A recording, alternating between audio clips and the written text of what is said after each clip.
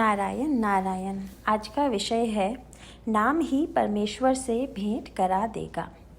गंगा का अथवा अन्य किसी नदी का उद्गम हम देखें तो हमें वहाँ एक एक बूंद स्वच्छ जल नीचे गिरता दिखाई देगा।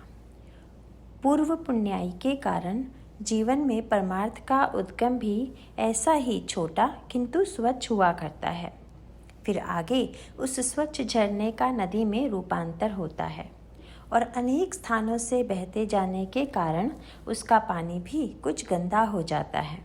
वैसे ही अपना जीवन भी व्यवहार की अनेक भली बुरी बातों के संपर्क से आगे गंदा होता जाता है। किंतु जैसे पानी में फिटकरी डाल दें तो पानी स्वच्छ होकर उसका सारा मल तली में बैठ जाता है, वैसे ही कोई भी काम करते हुए यदि हम भगवान का नाम लें तो उस कर्म के गुण दोष तली में बैठ जाते हैं और ऊपर निर्मल जीवन का अनुभव होता है।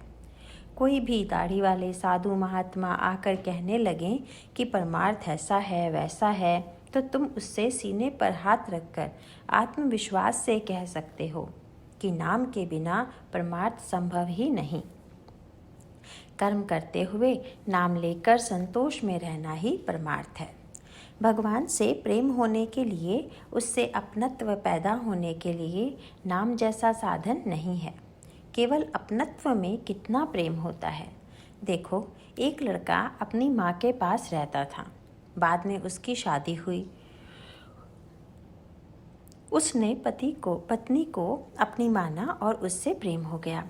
आगे उसकी पत्नी ज़रा दुबली हुई तो उसे लगा वह समझदार है, बोलती नहीं है, लेकिन माँ उसे तंग करती होगी, इसीलिए वह माँ से अलग हो गया। बस अपना मान लेने से कितना प्रेम हो जाता है। देखो, अतः परमेश्वर अपना हो जाए, इसके लिए नाम की सहायता से हमें उसके साथ अपनत्व जोड़ना चाहिए। राम का प्रेम उसके नाम की संगति से ही उत्पन्न हो सकेगा। केवल पुस्तकें पढ़कर परमार्थ करने वाले बहुतेरे मिलेंगे, किंतु आचरण में उतार कर परमार्थ बताने वाला विरला ही कोई होता है। गृहस्थी कितनी ही करें वह अधूरी ही रहती है। किसी बूढ़े आदमी को देखें, उसकी गृहस्थी ठीक से देखें तो सब पूरी हो गई होती है।